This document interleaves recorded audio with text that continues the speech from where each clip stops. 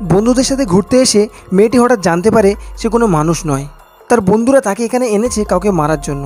কি হয়েছিল মেয়েটার সাথে এবং কেন সে মানুষ নয় তা আমরা কম্পেনিয়ন মুভি এক্সপ্লেনেশনের মাধ্যমে দেখতে চলেছি। আগে দেখতে থাকুন আর নিজের খেয়াল রাখুন। সিনেমাটা শুরু হয় আইরিশ নামের একটা মেয়েকে দিয়ে, যে একটা মলে শপিং করছিল। সেখানেই তার সাথে যশ নামের একটি ছেলের দেখা হয়। যশও তাকে দেখছিল। দুজনেরই প্রথম দেখায় একে অপরের প্রতি ভালো লাগা তৈরি হয় এবং তারা একসঙ্গে থাকতে শুরু করে। অনেক দিন এইভাবেই একসঙ্গে কাটে। একদিন যশ আইরিশকে একটা ট্রিপে নিয়ে যায়। এটা ছিল যশের বন্ধুর বাড়ি, যেখানে সবার গেট টুগেদার ছিল। তারা সেখানে পৌঁছানোর পর যশের এক বন্ধুর সাথে দেখা করে। সেই বন্ধুটি কোনো কারণে আইরিশকে পছন্দ করে না। তারা যখন বাড়ির ভেতরে ঢোকে, তারা তখন বাড়ির মালিকের সাথে দেখা করে, যে একজন মাফিয়া হয় অনেক ধনী। সেই মাফিয়া বন্ধুটি সবাইকে তার বাড়িতে ডেকেছিল। আমরা আরও দেখতে পাই পেট্রিক নামের একটি ছেলে এবং তার বন্ধুকে, যারা একে অপরকে খুব ভালোবাসত। কীভাবে দুটো ছেলে একে অপরের প্রেমে পড়লো তার উত্তর আমরা পরে জানতে পারবো। এইভাবেই তাদের সামনে রাতটা কেটে যায়। সবাই প্রচুর মদ পান করে, নাচ গান করে এবং খুব মজা করে। পরের দিন সকালে আইরিশ এবং যশ বাড়ির কাছে থাকা একটা নদী নিয়ে কথা বলছিল। আইরিশ যশকে বলে, চলো আমরা ওখানে যাই, খুব মজা হবে। যশ উত্তরে বলে, তুমি যাও, আমি স্নান করে এসেছি। এরপর আইরিশ একা নদীর ধারে গিয়ে দাঁড়ায়। সে যখন পকেটে হাত দেয় তখন একটি ছুরি বেরিয়ে আসে। এটা থেকে সে বেশ অবাক হয়। সে ভাবছিল এটা আমার পকেটে কিভাবে এলো। ঠিক তখনই বাড়ির মালিকও সেখানে আসে। তাই আইরিশ তাড়াতাড়ি ছুরিটা আবার পকেটে ঢুকিয়ে নেয়। আইরিশ যখন চলে যাচ্ছিল তখন বাড়ির মালিক তাকে বসতে বলে এবং কথা বলতে চায়। আইরিশ না চাইলেও তার অনুরোধে সেখানে বসে। এরপর সে খুব অদ্ভুত একটা কথা বলে, আমার পিঠে লোশন লাগিয়ে দাও। কথাটা শুনে আইরিশের খারাপ লাগলেও সে এটা করতে শুরু করে। এরপর বাড়ির মালিক আইরিশের হাত ধরে এবং অদ্ভুতভাবে তাকে স্পর্শ করে নিজের কাছে টেনে নেয়। আইরিশের খুব খারাপ লাগে। সে বারবার বলতে থাকে, তুমি কি করছো, আমাকে ছেড়ে দাও, এটা খুব খারাপ কাজ। কিন্তু সে বলতে থাকে, কোনো ব্যাপার নেই প্রিয়, আমি যা বলছি তাই করো। এতে আইরিশ রেগে যায় এবং একটা বোতল দিয়ে তার মুখে আঘাত করে। বাড়ির মালিকও রেগে গিয়ে তাকে জোরে থাপ্পড় মারে, যার ফলে আইরিশ পড়ে যায়। এরপর দুজনের মধ্যে ধস্তাধস্তি শুরু হয়। সে আইরিশের গলা শক্ত করে চেপে ধরে। আইরিশ প্রায় মরতে বসেছিল। নিজেকে বাঁচানোর জন্য আইরিশ তার গলায় ছুরি দিয়ে আঘাত করে, যার ফলে সে সেখানেই মারা যায়। কিছুক্ষণ পর আইরিশ হাতে ছুরি নিয়ে এবং রক্তে মাখামাখি হয়ে বন্ধুদের কাছে আসে। সে বলে যে আমি তো ওকে মেরে ফেলেছি, আমি এটা করতে চাইনি, কিন্তু সে আমাকে জোর করেছিল, সে আমাকে মেরে ফেলতে চাইছিল। যশ তার কাছে এসে বলে শাটডাউন, এবং আইরিশও ঠিক তাই করে। সে সঙ্গে সঙ্গে নিস্তেজ হয়ে যায়। এটা থেকে বন্ধুরা তাকে একটা চেয়ারে বেঁধে ফেলে। তখনই আমরা বুঝতে পারি যে আইরিশ আসলে কোনো মানুষ নয়, বরং একটি হিউম্যানয়েড রোবট। যখন প্যাট্রিকের বন্ধু যশকে বলে যে এটা তো একটি মেশিন, ও কিভাবে কাউকে মারতে পারে, আর ও তো বিপজ্জনক নয়, যশ বলে তুমি আপাতত এখানে থেকে যাও, আমি ওর সাথে কথা বলে সবটা বুঝিয়ে দেব। এরপর যশ আবার আইরিশকে চালু করে। আইরিশ তখন খুব নার্ভাস ছিল। সে বারবার একই কথা বলছিল, দয়া করে আমাকে ক্ষমা করে দাও, আমি ইচ্ছা করে এটা করিনি। যশ বলে, তোমার ওকে মারা উচিত হয়নি, ও তোমাকে কিছু বলেনি। জানো কেন? কারণ তুমি মানুষ নও, তুমি একটা রোবট। এটা শুনে আইরিশ চমকে যায়, কারণ সে এর আগে এই বিষয়ে কিছু জানতো না। সে বলে, এটা হতে পারে না, আমি যদি রোবটই হই তাহলে আমি কিভাবে সব কিছু অনুভব করি, আমি সব কিছু বুঝি। তোমার জন্য আমার ফিলিংস আর ইমোশন আছে, আমি তোমাকে ভালোবাসি। আমরা অনেক সময় একসঙ্গে কাটিয়েছি এবং অনেক ট্রিপে গিয়েছি। এতে যশ বলে যে তুমি কেবল একটি মেশিন, আর এইসব জিনিস যা তুমি করছো তা তোমার সিস্টেমের মধ্যে আগে থেকেই প্রোগ্রাম করা স্মৃতি। এখান থেকে সিনটা সেই দিনের দিকে ফিরে যায়, যেদিন রোবোটিক কোম্পানির টিম প্রথমবারের মতো আইরিশকে যশের বাড়িতে নিয়ে এসেছিলেন। কোম্পানির টিম তাকে বলেছিল যে এটা কোনো সাধারণ রোবট নয়, এটা একজন মানুষ। মানুষের মতো এরও ইমোশন আছে। একবার যদি আপনি ভালোবাসা, বন্ধুত্ব এবং সত্যিকারের রিলেশন তৈরি করতে পারেন, তাহলে সে সবসময় আপনার সাথে থাকবে এবং আপনাকে ভালোবাসবে। যখন আইরিশের সিস্টেম পুরোপুরি চালু হয়ে যায় তখন যশ তার সামনে গিয়ে বসে। আইরিশ তাকে দেখে তার চেহারা স্ক্যান করে এবং তার সাথে ভালোবাসার সম্পর্ক তৈরি করে। এর মানে হলো আমরা সিনেমার শুরুতে যে মলের সিনটা দেখেছিলাম সেটা আসলে সত্যি ছিল না, সেটা আইরিশের স্মৃতিতে ঢুকিয়ে দেওয়া হয়েছিল এবং এভাবেই তাদের মধ্যে ভালোবাসার রিলেশন তৈরি হয়। আইরিশ তাকে ভালোবাসে এবং সে মনে করে যে তারা অনেক সময় একসঙ্গে কাটিয়েছে, কিন্তু আসলে তা নয়, কারণ তাদের দেখা হওয়া মাত্র এক সপ্তাহ হয়েছিল। কিন্তু তার স্টোর করা মেমোরির কারণে আইরিশ মনে করে যে সে যশের সাথে বহু বছর আছে। যশ তাকে এটাও বলে যে তোমার চোখের থেকে যা বার হচ্ছে তা কোনো চোখের জল নয়, এটা জল, কারণ তোমার ভিতরে একটা ট্যাঙ্কার আছে। যখন তুমি দুঃখী বা ইমোশনাল হও তখন তোমার চোখ থেকে সক্রিয়ভাবে জল বেরোতে শুরু করে। এইসব কিছু শোনার পরেও আইরিশ বলে যে যাই হোক না কেন, আমি এখনও তোমাকে ভালোবাসি। এই কথা বলতে বলতে সে কাঁদছিল। এরপর যশের বন্ধুও সেখানে আসে এবং জিজ্ঞাসা করে, তুমি এখনও ওকে শাটডাউন করোনি? এটা শুনে আইরিশও বুঝতে পারে যে তারা তাকে শাটডাউন করার প্ল্যান করছে। যশ তার বন্ধুকে একটা ঘরে নিয়ে গিয়ে কথা বলতে শুরু করে। তাদের কথাবার্তা থেকে আমরা জানতে পারি যে এই পুরো প্ল্যানটাই তাদের করা। আসলে তারা ইচ্ছা করে বাড়ির মালিককে মেরে ফেলতে চেয়েছিল এবং তার সব টাকা নিজেদের কাছে নিতে চেয়েছিল। যশ বলে, আমাদের রাস্তা একদম পরিষ্কার। কোম্পানির টিম আসার আগেই আমি আইরিসকে রিস্টার্ট করব। সে সব কিছু ভুলে যাবে আর আমরা সব দোষ তার উপর চাপিয়ে দেবো। অন্যদিকে আইরিস সেই ছুরিটা নিচে পড়ে থাকতে দেখে সে চেয়ারটা সরিয়ে ছুরিটা নেওয়ার জন্য যায়, কিন্তু সে পড়ে যায় এবং ছুরিটা তোলার চেষ্টা করে। এরই মধ্যে যশ সেখানে এসে পৌঁছায়। যখন যশ আইরিসের কাছে যেতে শুরু করে তখন আইরিস ছুরিটা দিয়ে তার গলায় আঘাত করে, যার ফলে সে আহত হয়ে পড়ে যায়। এরপর সে নিজেকে মুক্ত করে যশের ফোনটা নিয়ে বাড়ির বাইরে এসে জঙ্গলের দিকে দৌড়ায়। যশের বন্ধুরা শুধু তাকে তাকিয়ে দেখে, কিছুই করতে পারে না। প্যাট্রিকের বন্ধুও জানতে পারে যে যশই আইরিসের পকেটে ছুরি রেখেছিল। যশ তাকে বলে যে এই সবটাই আমাদের প্ল্যানে ছিল। এখন যদি আমরা কোম্পানির টিম আসার আগে ওকে ধরতে না পারি তাহলে আমরা সবাই ফেঁসে যাব। সে তার সামনে একটা পেন ড্রাইভ রাখে এবং বলে যে এটা দিয়ে আমি আইরিসের সিস্টেম পুরোপুরি পাল্টে দিতে পারি এবং তাকে পুরোপুরি বদলে দিতে পারি, কিন্তু এর জন্য আমাদের ওকে ধরতে হবে। এখন যশ প্যাট্রিকের বন্ধুকে সেই টাকা দেখায় যার জন্য তার বাড়ির মালিককে মেরেছিল। যশ বলে এই টাকা 3 ভাগে ভাগ হবে, 1 ভাগ আমরা, 1 ভাগ আমার বন্ধুর এবং 1 ভাগ তোমার। তারা এই টাকা নিজেদের মধ্যে ভাগ করে নেবে। এতে প্যাট্রিকের বন্ধু বলে 3 ভাগ নয় 4 ভাগ হবে। তোমরা প্যাট্রিককে কিভাবে ভুলে গেলে? সে আমার সাথে আছে আর তাকেও তোমাদের একটা অংশ দিতে হবে। যশ বলে না, আমি এটা করব না, 3 ভাগই হবে।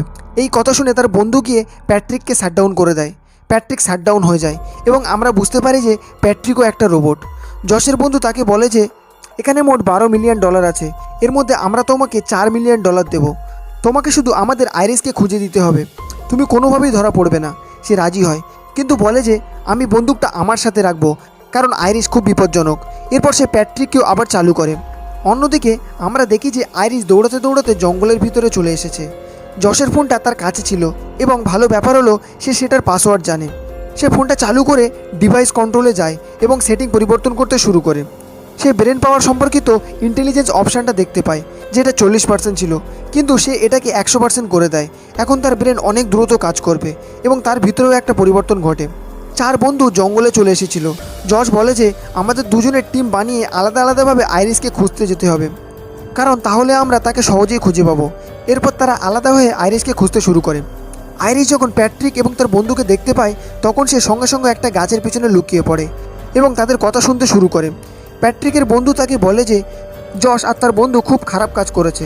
তারা আমাদের বন্ধু, বাড়ির মালিককে মারার প্ল্যান অনেক আগে থেকেই করেছিল, কিন্তু আমি এটা জানতাম না। যদিও যশ বলে যে সে আমাকে বন্ধু মনে করে, কিন্তু এটা মিথ্যা। যদি সে আমাকে বন্ধু মনে করতো তাহলে সে অবশ্যই আমাকে এই বিষয়ে বলতো। যশ আইরিসকে ব্যবহার করছে তাকে মারার জন্য। সে এই কাজের জন্য তাকে কিনেছিল, কারণ সে আইরিসের সাহায্যে তাকে মেরে ফেলতে চেয়েছিল, কারণ এতে তার কাজ সহজ হতো। আর এখন যখন সে ফেঁসে গেছে তখন সে আমাদের সাহায্য চাইছে।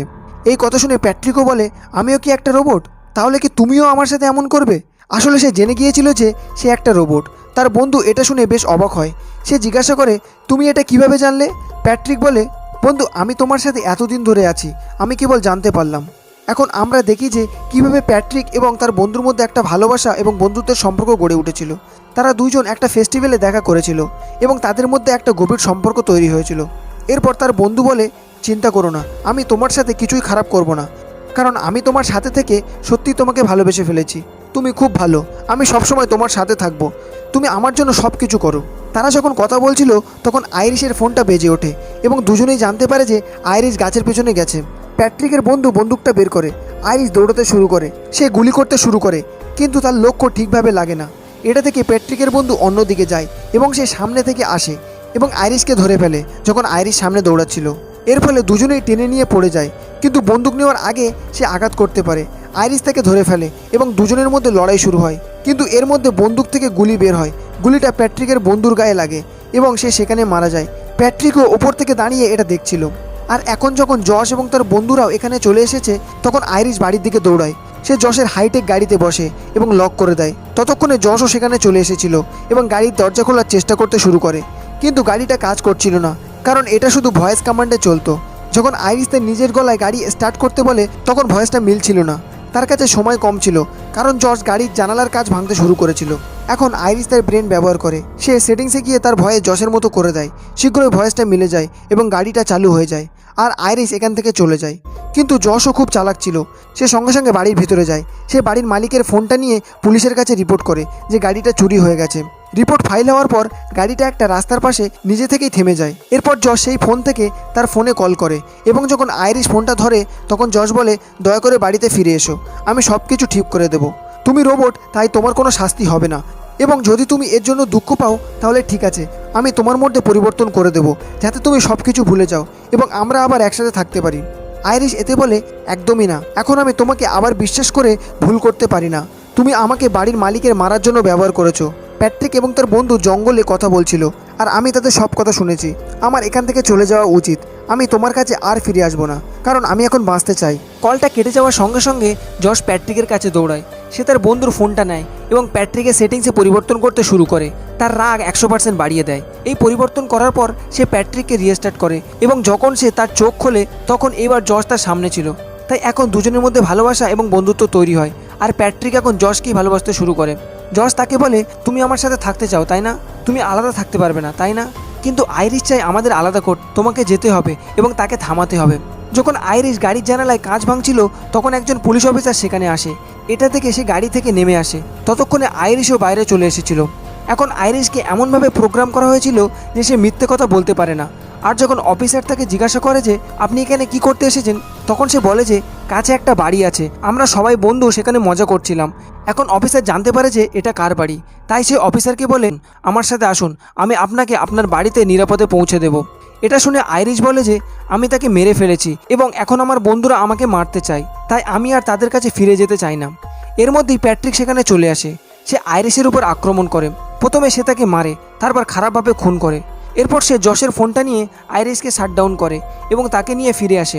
এখন যখন যশের বন্ধু দেখে যে পুরো ব্যাপারটা গুরুতর, তখন সে সব টাকা প্যাক করতে শুরু করে।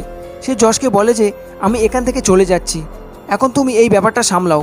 যশ বলে যে তুমি আমাকে একা ছেড়ে যেতে পারো না, আমি তোমার জন্য বাড়ির মালিকের জীবন নিয়েছি আর এখন তোমাকে আমার সাথেও থাকতে হবে। কিন্তু সে শোনে না, সে জোর করে এখান থেকে চলে যেতে শুরু করে। তখন যশ তাকে থামানোর চেষ্টা করে। যখন সে শোনে না তখন সে প্যাট্রিককে তাকে থামাতে বলে।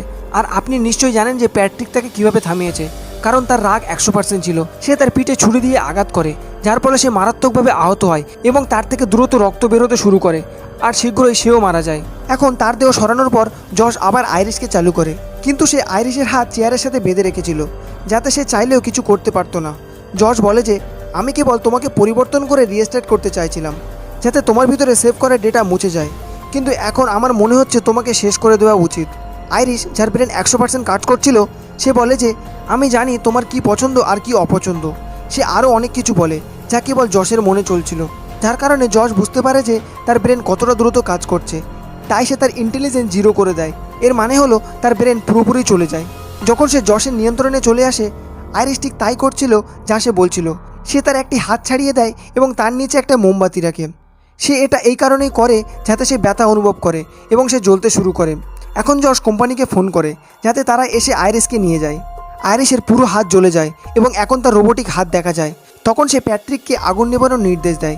এরপর তার নির্দেশে আইরিশ হাতে বন্দুক নেয় এবং নিজের কানের পাশে তাক করে, এবং যখন সে গুলি করতে বলে তখন সে নিজেকে গুলি করে, যার কারণে সে পুরোপুরি নষ্ট হয়ে যায়।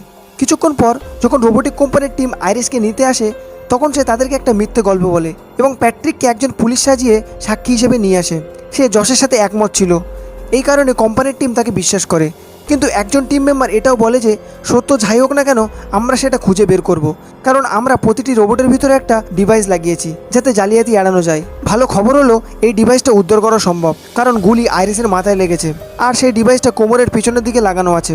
এটা শুনে যশ খুব টেনশনে পড়ে যায়, কারণ যদি ডিভাইসটা উদ্ধার করা হয় তাহলে তার আসল রূপ সবার সামনে চলে আসবে। কোম্পানির টিম আইরিশকে তাদের ভ্যানে রেখে তাকে নিয়ে যাওয়ার জন্য সিস্টেম রিবুট শুরু করে, কিন্তু সে চলে যাওয়ার আগেই প্যাট্রিক তাদের সামনে আসে। সে ড্রাইভারকে গুলি করে মেরে ফেলে। অন্য লোকটি এটা দেখে ভয় পেয়ে যায় এবং নিজের জীবন বাঁচানোর জন্য জঙ্গলে পালিয়ে যায়। আইরিশের রিস্টার্ট সম্পূর্ণ হওয়ার সঙ্গে সঙ্গে সে জেগে ওঠে। প্যাট্রিকও জঙ্গলে অন্য কর্মীর কাছে পৌঁছে গিয়েছিল এবং তার বন্দুকের গুলি শেষ হয়ে গিয়েছিল, তাই সে তাকে গলা টিপে মেরে ফেলতে শুরু করে। এর মধ্যে আইরিশও সেখানে চলে আসে। সে প্যাট্রিককে আক্রমণ করে, কিন্তু তার কোনো ক্ষতি হয় না, উল্টো সে আইরিশকে থাপ্পড় মেরে ফেলে দেয়। তখন আইরিশ বলে, যশ তোমার স্মৃতি মুছে দিয়েছে, সে তোমার বন্ধু নয়, বরং সে তোমাকে শুধু ব্যবহার করছে যেমন সে আমাকে করেছে। তোমার আসল বন্ধু যাকে তুমি ভালোবাসতে সে মারা গেছে, তুমি মনে করার চেষ্টা করো যে যশ তোমার ভালোবাসা নয়। আর এখন যখন প্যাট্রিক তার মাথায় চাপ দেয় তখন ধীরে ধীরে তার স্মৃতি ফেরত আসতে শুরু করে যে হ্যাঁ, আমার বন্ধু যাকে আমি ভালোবাসতাম সে মারা গেছে। এই ধাক্কা সে সহ্য করতে পারে না এবং নিজেকে ধ্বংস করে ফেলে। এখন আইরিশ কোম্পানির অন্য কর্মীকে বলে যে আমার তোমাদের সাহায্যের প্রয়োজন। এরপর কর্মীটি আইরিশের ইচ্ছে মতো তার ভিতরে সিস্টেম পরিবর্তন করে দেয়। এরপর আইরিশ যশের কাছে যায়। সে তার ফোন দিয়ে তাকে শাট অফ করার চেষ্টা করে, কিন্তু শাটডাউন হচ্ছিল না, কারণ কর্মীটি আইরিশের মধ্যে এমন পরিবর্তন করেছিল যে সিস্টেম পরিবর্তনের পর কেউ তাকে নিয়ন্ত্রণ করতে পারবে না। তখন আইরিশ এতে খুশি হয় এবং যশের দিকে বন্দুক তাক করে। যশ তাকে বলে যে তুমি আমাকে মারবে না, কারণ তুমি আমাকে ভালোবাসো। আইরিশ আবারও তার কথায় বিশ্বাস করে ফেলে, কিন্তু সে তার উপর আক্রমণ করে। সে তাকে তুলে নিয়ে এখানে সেখানে আঘাত করতে শুরু করে। এরপর সে তাকে ধীরে ধীরে বলে আমি খুব ভালোভাবে জানি তোমাকে কিভাবে নিয়ন্ত্রণ করতে হয়। এবং এইবার সে আইরিশকে এমন জায়গায় মারতে যাচ্ছিল যেখানে তার ডেটা সেভ করা আছে, কিন্তু সে জানতো না যে আইরিশের হাতেও একটা অস্ত্র আছে। সময় নষ্ট না করে সে তার মাথায় ছুরি দিয়ে আঘাত করে তাকে সেখানেই মেরে ফেলে। এরপর আমরা দেখি যে আইরিশ তার জীবনে খুব খুশি আছে। সে পুরোপুরি মুক্ত জীবনযাপন করছে। এখন তার উপর রাজত্ব করার কেউ ছিল না। সে সম্পূর্ণ স্বাধীন। সে যা ইচ্ছা তাই করতে পারত। সব টাকা এবং একটি বিলাসবহুল গাড়ি নিয়ে সে অন্য কোথাও চলে যায়। সে আশা করেছিল যে তার নতুন জীবন খুব সুখের হবে। আর এই সিনেমার গল্প এখানেই শেষ হয়ে যায়। Thank you for watching. If you like the video, please do subscribe. Thank you.